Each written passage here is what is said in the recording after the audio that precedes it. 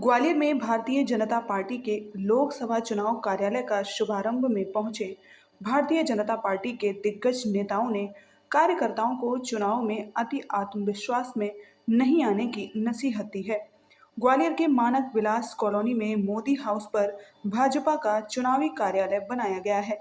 इस मौके पर केंद्रीय नागरिक उड्डयन एवं इस्पात मंत्री ज्योतिरादित्य सिंधिया, क्लस्टर प्रभारी भूपेंद्र सिंह, कैबिनेट मंत्री नारायण सिंह कुशवाहा, पूर्व मंत्री डॉक्टर नरोत्तम मिश्रा, ग्वालियर सांसद विवेक नारायण शेजवलकर समेत हजारों की संख्या में कार्यकर्ताओं और नेताओं ने हिस्सा लिया। अब की बार 400 पार और फिर एक बार मोदी सरकार के नारे के साथ भाजपा नेताओं ने कांग्रेस पर जमकर प्रहार किया।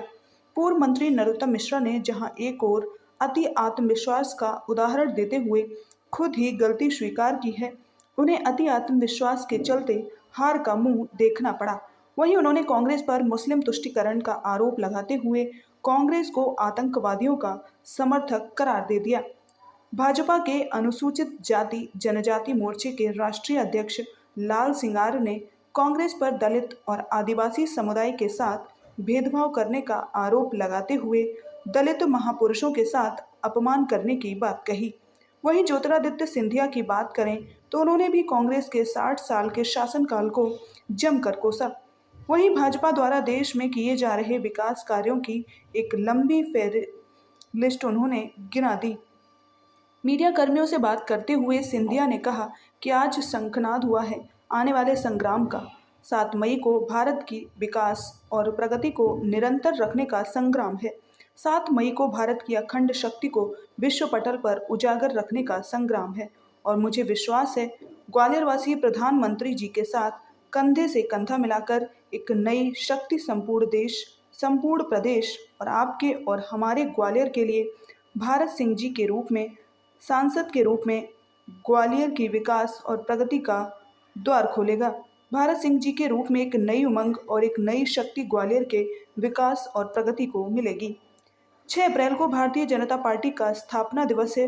भारतीय जनता पार्टी ने बड़ी तैयारी करते हुए लोकसभा चुनाव में कांग्रेस के लक्ष्य को हासिल करने के लिए 1 लाख कार्यकर्ताओं को भाजपा में लाने की तैयारी कर ली है।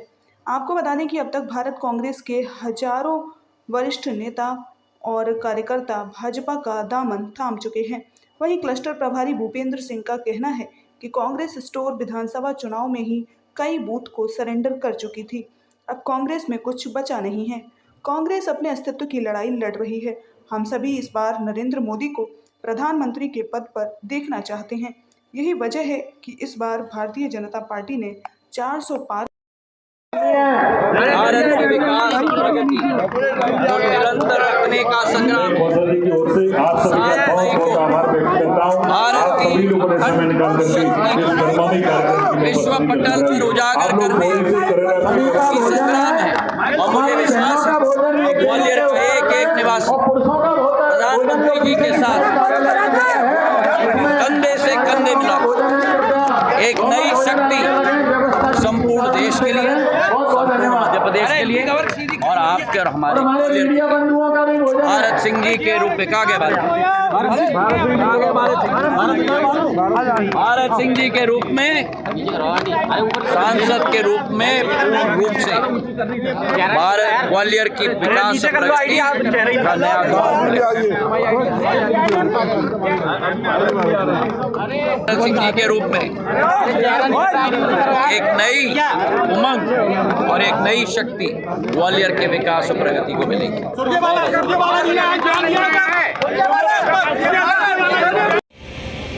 जहां एक नया ज्वालामुखी की चिराग की शुरुआत हो रही है, एक ऐसा ज्वालामुखी की चिराग, राजनीतिक मुद्दे हम छोड़ दें, कोई और भावना हम छोड़ दे। आज मुद्दा हमारे सामने मेरे भाई और बहनों केवल एक ही है और वो मुद्दा ग्वालियर की विकास और ग्वालियर की प्रगति की है मेरे भाई और बहनों। तुम्हारे लाने आयो कसम से नरोत्तम मिश्रा जी अहमद शाह अब्दाली जी का संदर्भ दे रहे थे।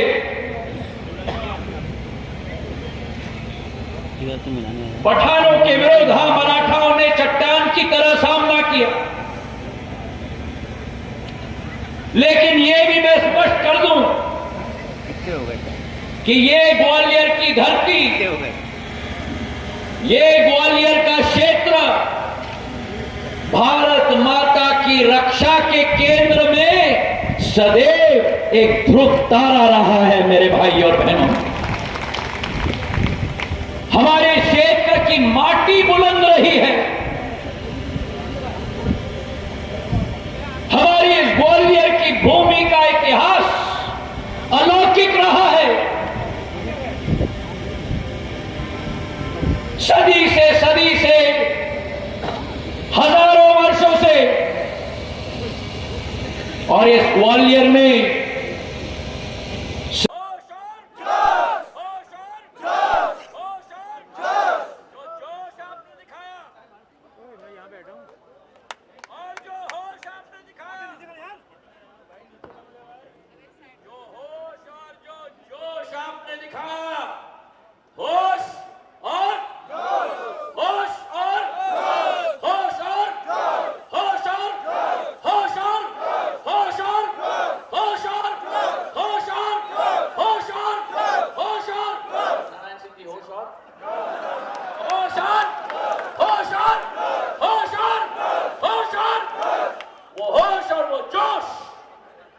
कांग्रेस को बेहोश कर दिया। वो होश और जोश ने कांग्रेस को बेहोश कर दिया। और आज मैं आपसे निवेदन करना चाहता हूं, ऐसा विपक्ष है, ये पनौतियों से ये बात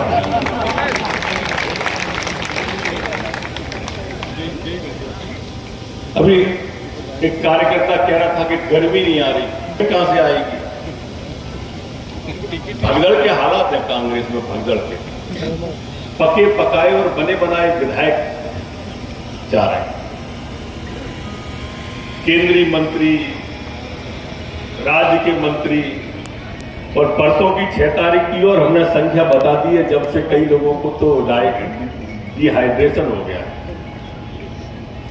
मैंने तो राहुल बाबा से कहा था कि भगदड़ का मजा लेना है अपने ही देश में, तो कुछ दिन तो गुजारिए मध्य प्रदेश में। लेकिन अति आत्मविश्वास में फिर भी नहीं आना है। अति आत्मविश्वास घातक होता है, जीती बाजी हार जाते हैं, जिसका उदाहरण मैं आपके सामने, इससे बढ़िया उदाहरण कहां मिलेगा? महाराज साहब बैठे हैं, इसलिए एक उदाहरण देता हूं मैं आपको।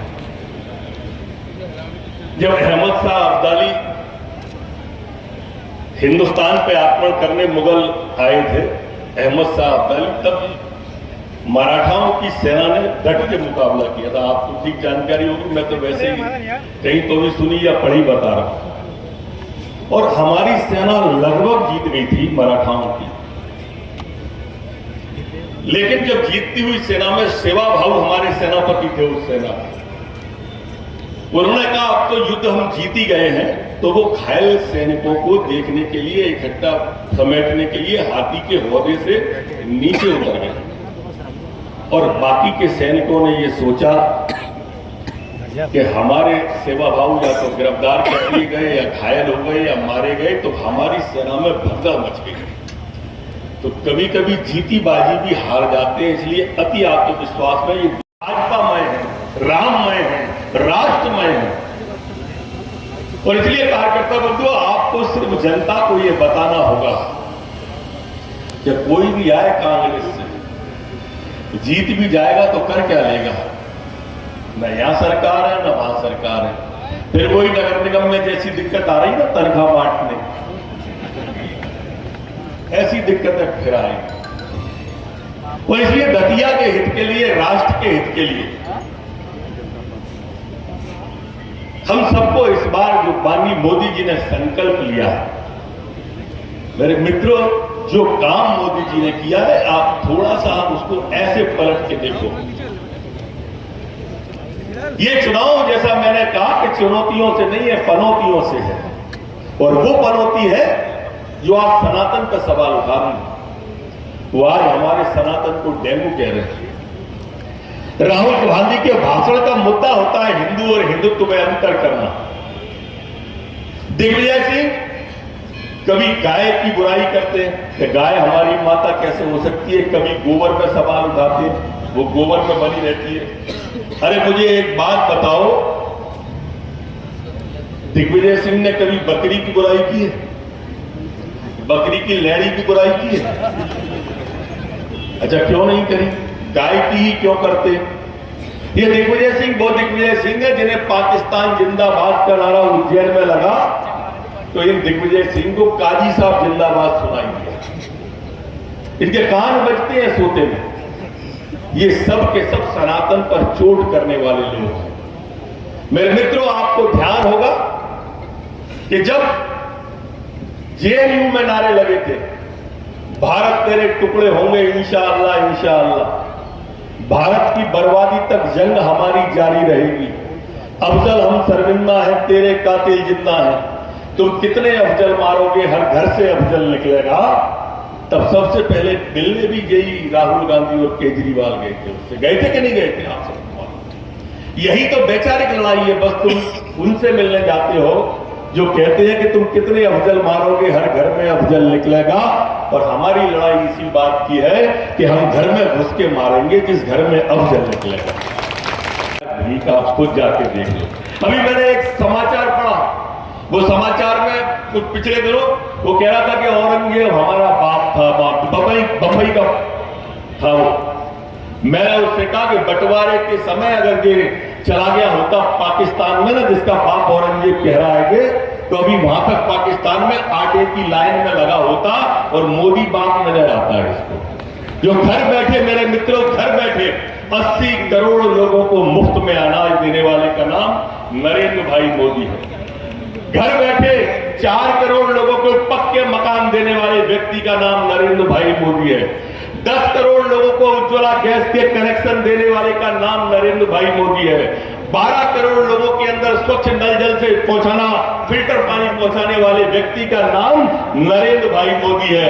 मेरे मित्रों, 25 करोड़ के वजह से इस ग्वालियर हम ये कहेंगे लगातार सफलता मिलती रही। हमारे केंद्रीय नागरिक विमानन मंत्री परम श्रद्धेय श्रीमंत महाराज ज्योतिरादित्य सिंधिया जी, मैं आप सबसे निवेदन करूंगा कि उनका दोनों हाथ उठाकर स्वागत कीजिए, वंदन कीजिए, अभिनंदन कीजिए।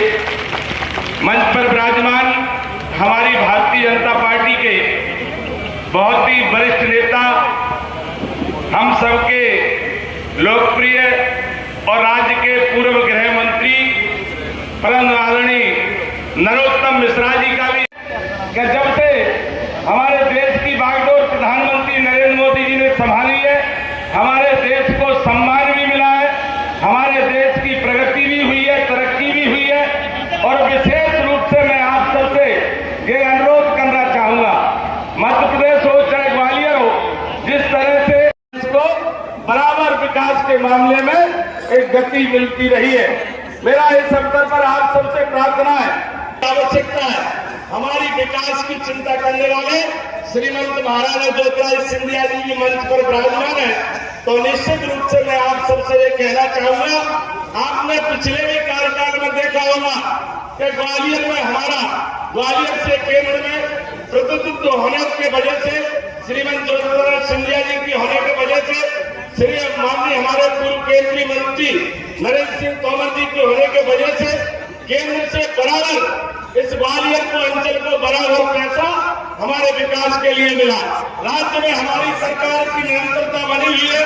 हमारे पूर्व मुख्यमंत्री सिंह चौहान जी ने भी हमारे इस प्रदेश के विकास को गति देने का काम किया। वर्तमान में आदरणीय डॉक्टर मोहन यादव जी मध्य प्रदेश के विकास के लिए कोई कसर नहीं छोड़ रहे हैं। इसलिए मेरा आप सबसे प्रार्थना और निवेदन है कि देखिए, राज्य में हमारी सरकार है, केंद्र में फिर प्रधानमंत्री जी मोदी जी बनने वाले, तो निश्चित रूप से इस क्षेत्र को विकास की हमेशा सौगातें मिलती रहेंगी। मैं इसलिए विश्वासपूर्वक कह सकता हूं कि श्रीमती सिंधिया जी हमारे बीच में और राज्य सरकार से भी हमारे इस मंचासीन कदावर मंत्री भी हमारे ग्वालियर में संचल को मिले हैं।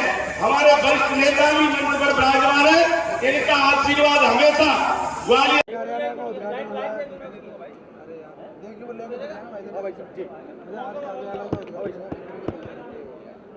चुनाव प्रारंभ हो चुके हैं। क्योंकि चुनाव में कार्यालय की जो भूमिका रहती है, कार्यालय शुभारंभ होता है तो सब कार्यकर्ताओं को पता रहता है कि यहाँ बैठना, यहाँ मीटिंग होना है।